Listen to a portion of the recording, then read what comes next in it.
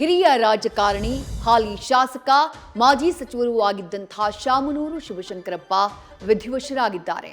ವಯೋಸಹಜ ಅನಾರೋಗ್ಯದಿಂದ ಬಳಲ್ತಾ ಇದ್ದಂತಹ 95 ವರ್ಷದ ಶಾಮನೂರು ಸ್ಪರ್ಶ ಆಸ್ಪತ್ರೆಯಲ್ಲಿ ಚಿಕಿತ್ಸೆ ಫಲಿಸದೆ ಇಹಲೋಕ ತ್ಯಜಿಸಿದ್ದಾರೆ.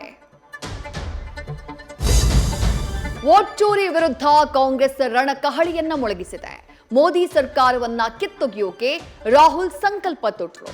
ಮತಗಳ್ಳತನದಿಂದ ಬಿಹಾರ ಎಲೆಕ್ಷನ್ನಲ್ಲಿ ಬಿಜೆಪಿ ಗೆದ್ದಿದೆ ಅಂತ ಪ್ರಿಯಾಂಕಾ ಆರೋಪಿಸಿದ್ರು. ಇತ್ತ ರ್ಯಾಲಿಗೆ ಬರುವ ವಾಹನಗಳಿಗೆ ತಡೆ ನೀಡಲಾಗಿದೆ ಅಂತ ಹೇಳಿ ಡಿಕೆಶಿ ಕೆಂಡುವಾದ್ರು. ಕುರ್ಚಿ ಕುರುಕ್ಷೇತ್ರದ ನಡುವೆ ಡೆಲ್ಲಿ ಅಂಗಳದಲ್ಲಿ ಭಾರೀ ಬೆಳವಣಿಗೆಯಾಗಿದೆ.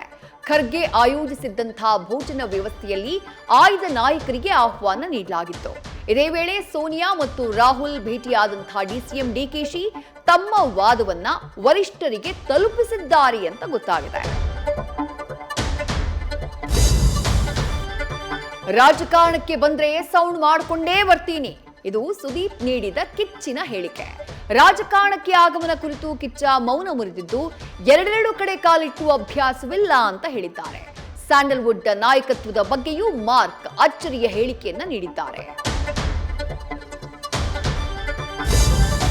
ಶೀತಗಾಳಿಯ ಅಬ್ಬರಕ್ಕೆ ತಾಪಮಾನ ಪಾತಾಳಕ್ಕೆ ಕುಸಿದಿದೆ. ವಿಪರೀತ ಚಳಿಗೆ ಉತ್ತರ ಕರ್ನಾಟಕ ಗಡಗಡ ನಡುಗ್ತಾ ಇದೆ.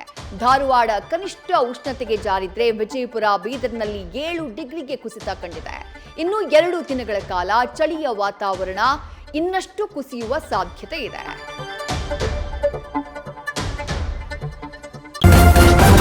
ನ್ಯೂಸ್ ಫಸ್ಟ್, ನಿರ್ಭೀತಿಯಿಂದ ನಿಮ್ಮ ಪರವಾಗಿ.